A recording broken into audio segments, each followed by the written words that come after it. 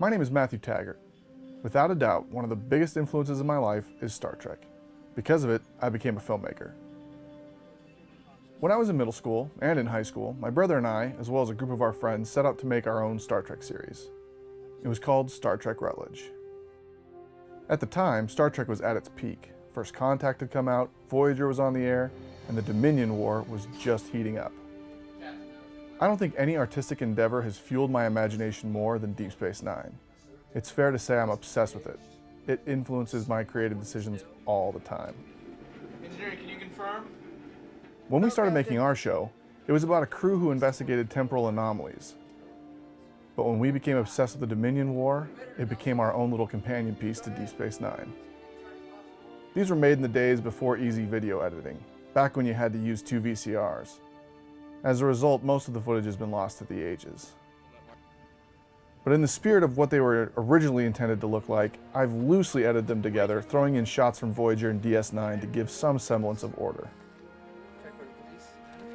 Our ship was an Intrepid-class starship named the Rutledge. This was an obvious reference to the starship Chief O'Brien served on, but ours was clearly not that same ship. We used our own names when playing the characters on the show, not so much because of an ego thing, but because we wanted desperately to be part of the Star Trek universe. I hope you all get a kick out of this. Now, just as a little side note, I'm well aware that some of the shots won't make sense continuity-wise, but I hope you'll get the spirit of what we were going for. Now, when it came to the official uniforms, we only had 2 TNG-era engineering uniforms. This means we had to find ways around this problem. We made our own version of Kirk's wraparound tunic. We debuted the seldom seen Starfleet windbreaker. And we wore a lot of burgundy turtlenecks. As you can tell, we had a much more lax dress code, something that would not pass muster with Captain Jellicoe. We basically made up the story as we went, taking elements from our favorite episodes and combining them in new and interesting ways.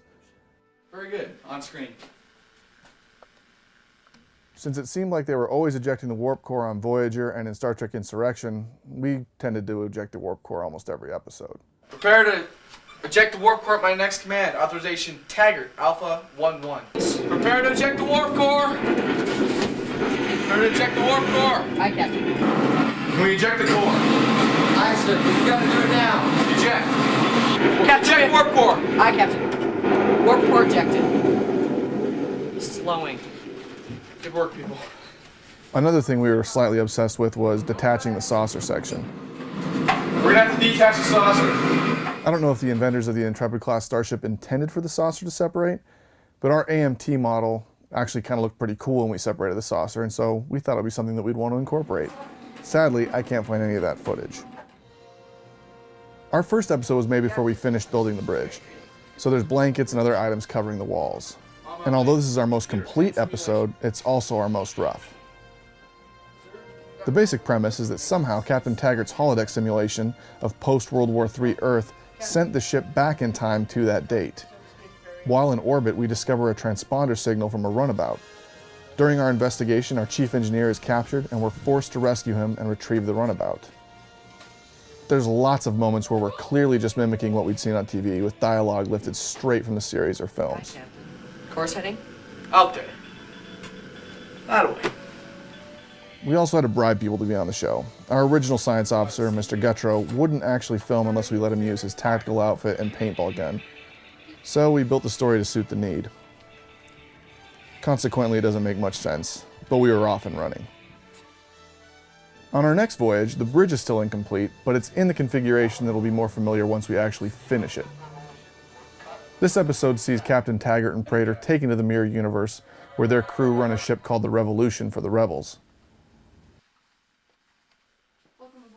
As you can see, our science officer is once again wearing his tactical uniform. For whatever reason, Taggart and Prater are the only guys for the job, and they're forced to engage a combined Klingon-Cardassian fleet. Prepare a photon torpedo spread. Full yield, along with phasers. Target their main ship. Lead ship target, sir. Torpedoes ready. Pretty sweet special effects, huh? This illustrates one of our big challenges. Since our ship was an Intrepid-class starship, it meant we would have plenty of shots that we could take from Voyager, But since Voyager never fought in the Dominion War, it meant that we'd need to get creative. Ryan had a large collection of Starship models, and we experimented with filming them for our own scenes. Here you can see one of his kit bash models standing in for the Revolution. From what I can make of it, it looks like part of an Excelsior model with some engines from an X-Wing.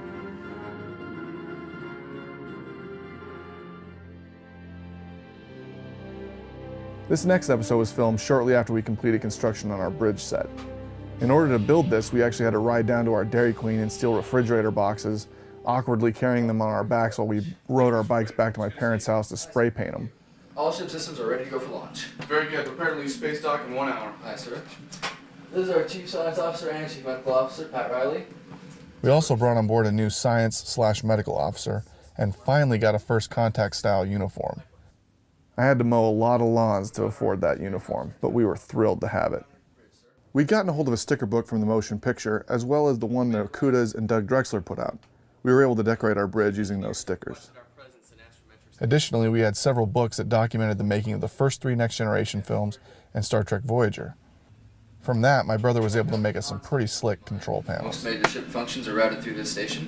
Fascinating. Next we have a tactical. He even made this animation we were going to project on an old TV VCR combo. In this episode, we established that the Rutledge has been refitted and has the primary mission of investigating temporal disturbances. Of course, the Dominion War is about to break out, and so that will change the entire nature of our show. You know, this is a little smaller than my specifications. Well, with all the new technologies, we need to make it a little smaller so they all fit in the ship. With all new technologies, you think we could get the computers running? There isn't enough computer power at the moment to run all stations, sir. Here's a couple clips from some episodes that I'm not quite sure how they fit. The first one demonstrates us searching a temporal anomaly. Captain, I'm picking up a vessel near the subspace distortion. Can you identify it? It's a Starfleet vessel. I'm having trouble picking out anything due to the temporal interference. Can you detect life? Here's another piece from an episode where we lay a mine similar to the mines that surrounded the wormhole. Aye, sir, deploying the mine.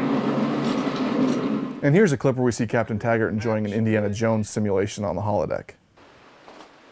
Captain?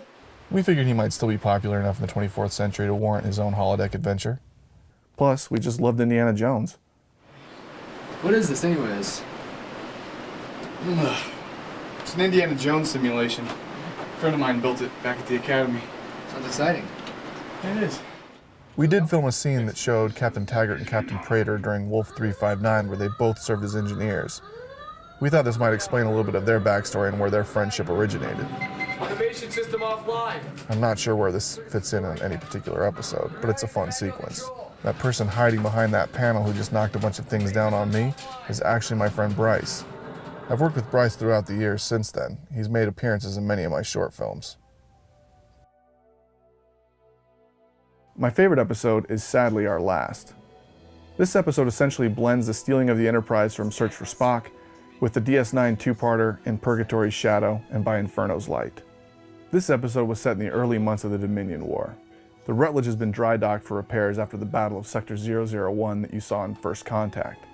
Captain Taggart's retired, but Prater convinces him to come back and rescue their friend Pat, that new science officer I was talking about, who had been caught by the Dominion and was being held in one of their labor camps. I think there might have been a Section 31 influence in this episode too, but it's been too long for me to remember. We steal the Rutledge with the help of Mr. Bennett and manage to rescue Pat, as well as our engineer Jason, who, despite being on almost every episode of our show, wasn't referenced as being caught by the Dominion.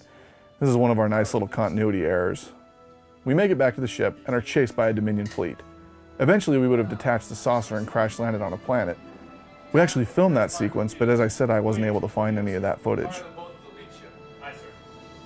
As I said earlier, Deep Space Nine is directly responsible for me becoming a filmmaker. I can't overemphasize how important this show was to me. Reading all the behind-the-scenes info on how they made the series in books and magazines, it infected my mind. I knew that's what I wanted to do for a living the rest of my life. I don't know if any of you took a similar path, but at the very least, I hope looking back at our show made you all remember how magical a time it was in the franchise, and just how amazing Deep Space Nine and Star Trek in general really is. From all of us on the Starship Rutledge, I hope you all live long and prosper.